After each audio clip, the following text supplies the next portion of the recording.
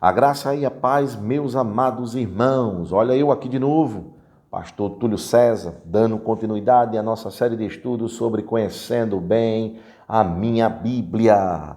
Antes de qualquer coisa, se inscreva no nosso canal, acione as notificações para você receber os nossos vídeos, são diários.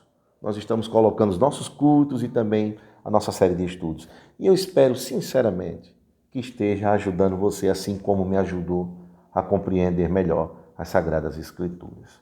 Então, ajude outras pessoas, seja um instrumento para que outras pessoas também tenham acesso. São coisas simples, mas com muito amor, com muito carinho, com muita dedicação que eu estou tentando fazer isso aqui para vocês. Para que outras pessoas também sejam abençoadas. Porque eu me lembro da frustração que eu tinha em ler a Bíblia, porque eu não entendia coisa muito difícil. Palavras que não existem mais nem no meu vocabulário nos dias de hoje, não são contemporâneas. E eu dizia, meu Deus, como é que eu vou entender isso? Como é que eu vou entender isso? Eu orava, mas mesmo assim não conseguia compreender. E depois que eu comecei a ter a oportunidade de entender um pouco melhor, de estudar um pouco mais, de me apropriar de alguns mecanismos que são fundamentais para compreender melhor as Sagradas Escrituras e nunca abandonar a oração e o desejo de conhecer melhor a palavra de Deus, foi que aí eu comecei a conhecer um pouco mais. Então a leitura passou a ser prazerosa para mim, passou a ser fundamental. E hoje eu estou tentando tornar a leitura bíblica, o hábito de ler a Bíblia, um estilo de vida. E o meu propósito é fazer com que você também sinta o mesmo prazer e que se torne um estilo de vida para você. Nos dias de hoje é fundamental você ter uma base bíblica saudável, diante de tanto lixo que nós estamos vendo aí nas redes sociais, nas músicas, tá certo?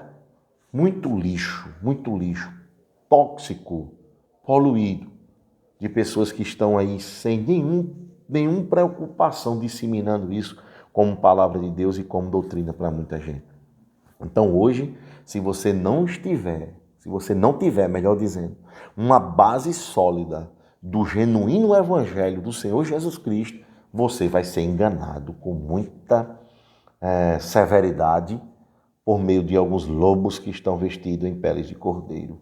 Então, cuidado! O Senhor Jesus Cristo advertiu em Mateus 24, cuidado! E nesse tempo agora, tem surgido um a cada minuto.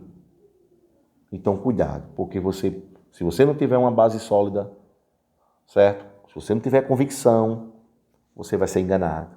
E aí você vai se assemelhar, vai entrar na porcentagem da igreja da Galácia, onde aqueles irmãos estavam sendo levados por todos os ventos de doutrinas. E Paulo advertiu aqueles irmãos severamente para que eles não pudessem retornar de onde eles saíram. Então tem evangelhos que, em vez de fazer você progredir, ele faz você retornar. Não é evangelho, palavras que as pessoas dizem que são evangelho. Então tome cuidado. Então, o que eu estou tentando fazer aqui é te alertar e também fazer com que você compreenda melhor as Sagradas Escrituras. Tá certo?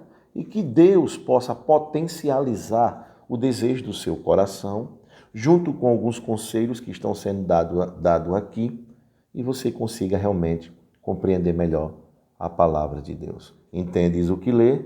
Não entendo tudo, mas eu estou lendo uma boa parte. E entendendo uma boa parte. E aí você possa, de alguma maneira, identificar coisas básicas, como o versículo-chave de um determinado texto.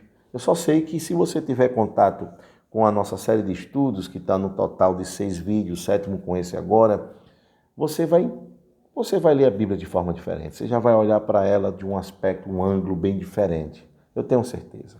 Tá bom?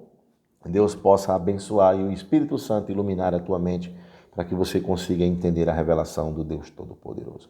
E nós estamos falando dos princípios básicos de interpretação. Básicos, mas que são fundamentais. Nós já falamos no total de 3 e hoje eu vou falar da 4ª regra que é necessário você seguir para compreender melhor a palavra de Deus. Lembrando que uma vida regrada de oração e de consagração é fundamental para isso.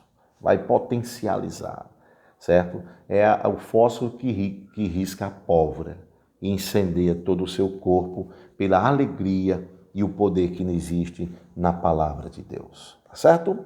Então, a quarta regra, ela é interessante. Ela é muito interessante. Será que nós temos que seguir todos os exemplos bíblicos? Nós sabemos que na Bíblia existem exemplos bons e exemplos ruins. Ela está recheada de toda sorte de exemplos. Mas será que é necessário nós seguirmos hoje todos os exemplos bíblicos? Tem gente que prega e diz que sim, né? Ah, porque está aqui, tem que seguir. Ah, porque está aqui, tem que fazer. Será? Então, a quarta regra, ela está exatamente nos informando que quando é que os exemplos bíblicos eles devem ser imitados por nós? Quando eles vierem amparados por um imperativo, por um mandamento. Existem exemplos bons na Bíblia que nós não precisamos seguir eles, nós não somos obrigados a seguir eles. Mas quando ele vem, certo?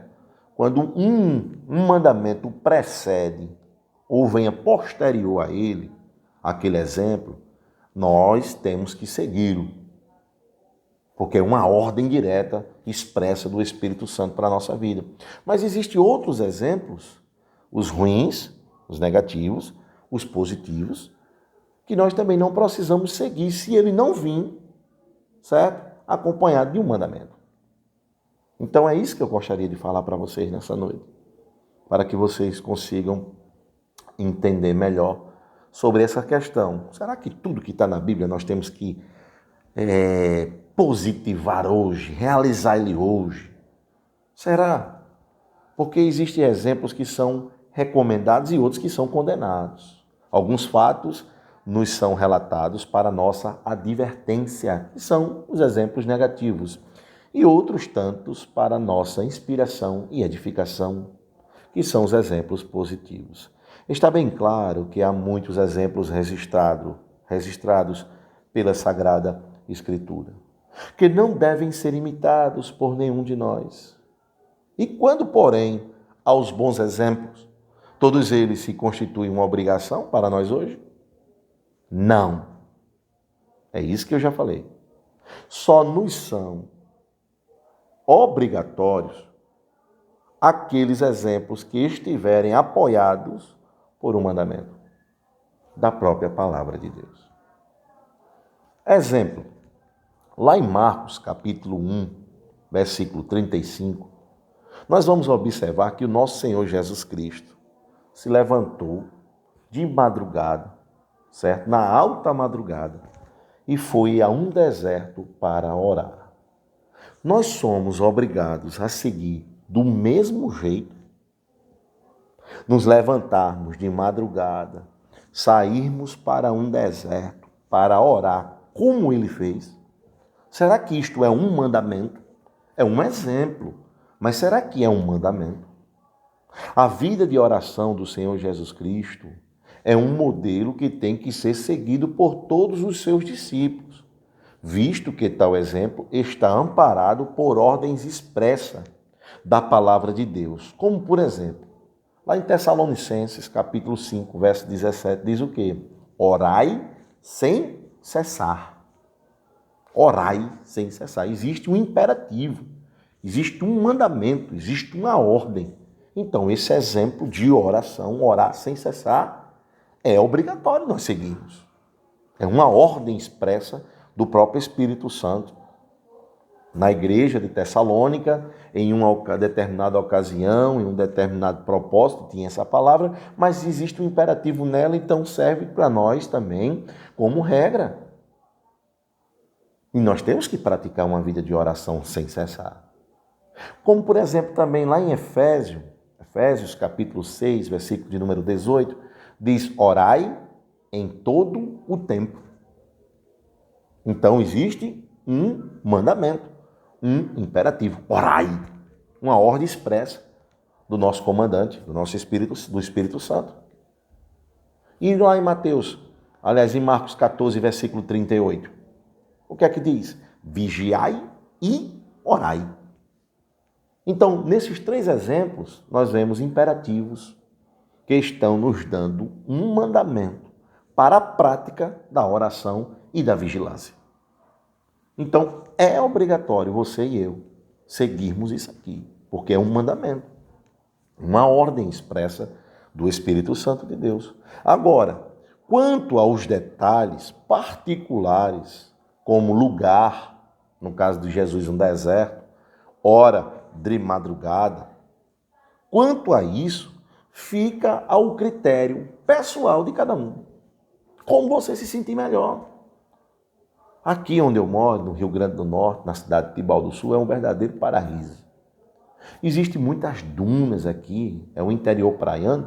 Existem muitas dunas aqui próximo da minha casa. Tem umas dunas aqui, umas coisas lindas, uma coisa linda. Dá para você ter uma visão ampla, panorâmica de toda a cidade. Mas será que eu vou ter que me sair aqui de casa de madrugada, certo? Ir caminhando, de bicicleta, de carro, seja como for, e ir lá para aquilo ali que eu consideraria um lugar deserto, não um deserto no sentido literal, mas um lugar deserto, para orar só porque eu li em Marcos 1,35 que Jesus se levantou alta madrugada e foi para um lugar deserto para orar? Será que é esse ou eu tenho que seguir a vida de oração do meu mestre, do meu Senhor? Porque Mateus mesmo disse no capítulo 10, basta ao seu discípulo ser como seu mestre e o servo ser como seu Senhor. Mas será que eu tenho que seguir os mesmos protocolos de levantar a tal hora? Não. A vida dele de oração é um exemplo. Os métodos são uma questão particular, são detalhes. Certo? Que eu e você temos que utilizar de acordo com nós nos sentimos confortáveis para fazer isso. Agora, a expressão orai, vigiai, orai sem cessar, é isso que nós temos que seguir, porque é um mandamento. Existe um imperativo por trás, dando uma ordem expressa. Eu não posso achar que pelo simples fato de Jesus ter ido a um deserto orar, todo cristão agora também tem que ir para o deserto orar. Ou senão, não vai ser ouvido por Deus, não terá uma resposta, não terá uma oração correspondida. Existem pessoas que usam esse método literal em ler a palavra e dizer, você tem que orar no deserto, você tem que orar de joelho. Eu já vi gente criticando irmãos dentro da igreja porque não oram de joelho. Ou porque não oram em alta voz. É uma questão particular de cada um, meus irmãos. A gente, como eu já falei na regra anterior, suas experiências não podem virar doutrina para ninguém. Se você foi lá no monte, orou e Deus mostrou para você uma bola de fogo, alguma coisa desse tipo, uma experiência pessoal sua, mas isso não pode virar um mandamento, um imperativo. Vocês têm que ir no tal horário que eu fui, porque aconteceu comigo, então tem que ser assim. Não é assim que acontece. É uma questão pessoal de cada um e você tem que respeitar. Eu tenho um problema no joelho, certo? Estou aí aguardando uma cirurgia. Então, eu não posso passar muito tempo ajoelhado por uma questão de problema de saúde. Meu joelho esquerdo está todo estragado. Então, a pessoa, o pastor não ora de joelhos, o pastor deve estar com alguma pendência. Então, não tem nada a ver uma questão pessoal, meu querido, minha querida. Então, entenda isso, que é a forma em que você se relaciona com Deus, como diz o Augusto Nicodemos, questão do culto público, coletivo e o culto pessoal, e uma questão já está dizendo é pessoal. Se você acha que você plantando bananeira, como ele mesmo diz, você está adorando a Deus, você não pode querer implantar isso dentro da igreja, no culto público, plantando bananeira, e dizer que é daquela maneira que Deus está falando com você, e que o irmão que tem 115 quilos como eu, vai plantar bananeira dentro de uma igreja. Vai se dar mal, meu irmão. Vai se dar mal, eu não consigo. E a pessoa querer botar aquilo ali como regra para todos nós seguirmos. Então, é uma questão que você deve seguir o mandamento, mas não as formas com que o Senhor Jesus Cristo fez. Sem contar que no Sermão da Montanha ele ensinou, né? Entra no teu quarto, fecha a porta, ora em secreto e teu pai que vem em secreto te recompensará. Mas em nenhum lugar da Bíblia nós vamos ver um mandamento ordenando que a oração tem que ser feita no meio do deserto e de madrugada. Nós não vamos encontrar isso como mandamento. Se você quiser, você pode até ir orar no deserto, onde você se sentir melhor. Mas não deve achar que a Bíblia está lhe impondo esta responsabilidade a nível de que Deus só responde no deserto. Tá certo? Então, você entenda essa questão.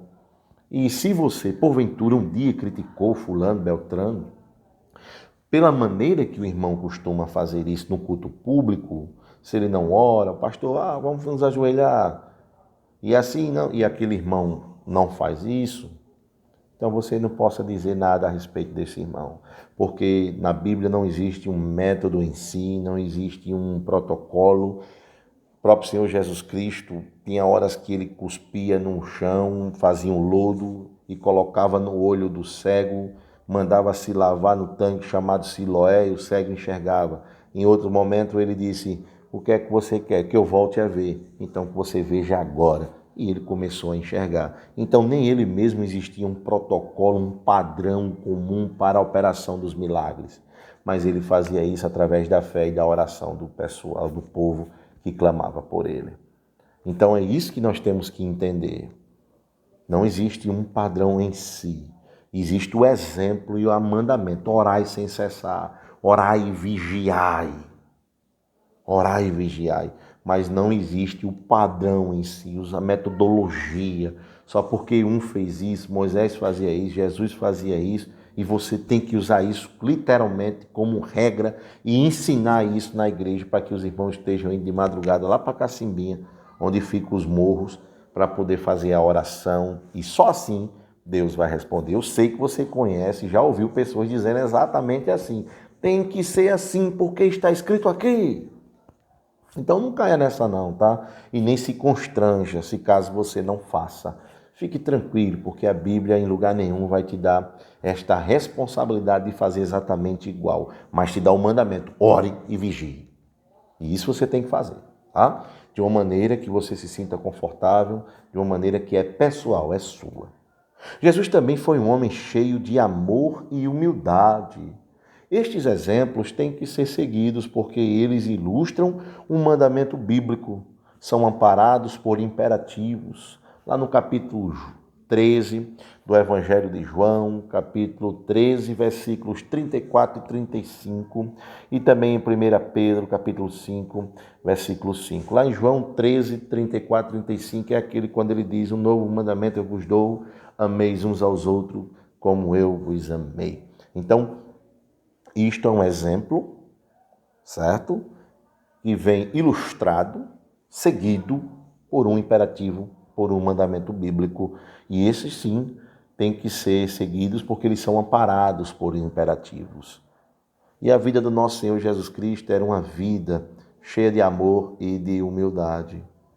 Então esse é um exemplo digno de ser seguido porque são apoiados por um mandamento e podem ser aplicados à nossa experiência cristã. Eles têm o seu valor, contudo, não devem ser impostos às pessoas como obrigação. Não queira que os outros adotem o que você adota, o que você quer, o que você gostaria de fazer. Ou não coloque isso na cabeça da pessoa de uma maneira forçada. O que cabe a você pode não caber aos outros. Pode não caber aos outros. E às vezes a gente termina nos sentindo melhor do que os outros simplesmente porque nós fazemos algo que nós entendemos que o outro também tem que fazer, mas você tem que entender que as motivações são diferentes. O que cabe para mim talvez não caiba para você. A minha motivação em querer estar no culto terça, quinta e domingo talvez não seja a sua. A minha motivação para fazer isso ou aquilo talvez não seja a sua. E a sua talvez não seja a minha. E eu não posso impor isso para você ao ponto de dizer que você está desviado, que você é cru, que você está na carne, que você está caindo, que você está perdendo foco. E você sabe que no nosso meio acontece muito isso, né? Muitas cobranças de pessoas que às vezes fazem isso aqui e acham que é uma via de regra e que tem que colocar na minha cabeça e eu tenho que fazer de todo jeito, a ponto até da pessoa às vezes me constranger, vindo fazer as suas cobranças de mim ou a mim, cobranças tais que nem o próprio Espírito Santo de Deus faz. Então, nós temos que entender isso, irmãos. tá? Nós não podemos impor nada a ninguém. O único que é digno de convencer o homem do pecado e do juízo chama-se Espírito Santo, não eu e você. Temos que entender que você, mulher, não pode mudar a vida do seu marido. Sabe por quê? Porque ela não pertence a você. E nem você, mulher, homem, pode mudar a vida da sua mulher, porque a vida dela não pertence a você. E nem a vida dos seus filhos pertence a você. Sabe por quê? Porque como um objeto que a gente compra e nós olhamos ali, o fabricante, existe uma fábrica que fabricou aquele produto. E só ela é quem tem autoridade para mexer com veemência e com o quê? Com o máximo de cuidado. Você não vai botar um produto caro na mão de curiosos, vai? Tem que levar para autorizada. Então você tem que orar, entregar a Deus, que é o fabricante, que é o dono da fábrica, e que as nossas vidas estão na mão dele. E nem você vai poder mudar o seu marido nesse sentido, ao ponto de obrigá-lo, de chamá-lo de ignorante, porque você não está enxergando que isso que você está fazendo é do diabo e vai levar você para o inferno. E isso, aquilo, outro, meus filhos, você não está vendo que você está em desobediência? Então os seus dias vão diminuir na terra, porque a Bíblia diz, honrai o teu pai e a tua mãe para que teus dias se prolonguem. E de repente joga até uma maldição na vida do filho. Lembre-se, o dono de tudo é que tem um controle sobre as nossas vidas. Então, se esse material, esse produto, você não vai conseguir mudar ele, a não ser pelas suas orações. Porque o dono da fábrica é que tem autoridade para mexer com propriedade e veemência no produto que ele criou. Lembre-se disso. Porque às vezes, em vez de você estar ajudando a pessoa a se aproximar mais de Cristo, você está lançando ela para bem longe, para o mar do esquecimento. Porque você acha que o que você acredita, você acha que o que você faz é uma regra absoluta e ele também, como ímpio e cego espiritualmente, morto em seus delitos e pecados, tem que fazer. Então você tira o seu filho muitas vezes jogando ele contra a igreja, certo? Fazendo ele odiar a igreja em vez de se tornar amigo dela.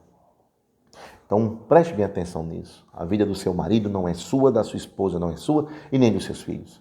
Ela pertence a alguém, ela pertence ao Todo-Poderoso. E só Ele é quem pode mexer no produto que Ele criou. Só Ele é quem pode transformar, reiniciar, refazer. Só Ele é quem pode. Então o que eu e você temos que fazer? O que eu e você temos que fazer? Seguir os bons exemplos, aqueles que vêm seguidos de mandamento, apoiados por imperativo, mas nós não devemos impor isso a ninguém. Para que nós possamos fazer com que aquela pessoa um dia siga também, só através da oração. Não da imposição, mas da oração. Tá? Então essa regra ela é fundamental. E lembre-se que as suas experiências, suas verdades, elas não são às vezes verdades para outras pessoas. E nem são fundamentais para as outras pessoas. E você precisa respeitar essa diversidade que foi o próprio Senhor Jesus Cristo que fez. O próprio Senhor Deus, o Criador de todas as coisas, que criou a diversidade. Tá? Então não imponha, ore, deixe de imposição e passe para uma vida de oração. E essa regra aqui ajude a você a não fazer aquilo que você não deva fazer. Que aquilo que literalmente está escrito aqui, nem sempre você vai poder seguir. E o que é que você precisa seguir? As que vêm recheadas, com um pano de fundo do mandamento, apoiadas por um imperativo, dizendo, faça isso, orai sem cessar, faça isso, amem uns aos outros, submetam-se uns aos outros por amor de Cristo, enquanto depender de vós, mantenha a paz com todos. Tenham mansidão, tenham domínio próprio, tenham amor, tenham alegria, tenham longanimidade, tenha tudo isso. Isso aí está sempre apoiado por um mandamento, por um imperativo. Isso sim, você tem que seguir, sem poder abrir mão, você encontrar brechas para poder pular as etapas, mas você precisa ser o que a Bíblia quer que você seja. E para isso ela te dá a ordem, ela te dá um protocolo, ela te dá os dogmas que muitos negligenciam, mas que estão aqui para ser cumpridos.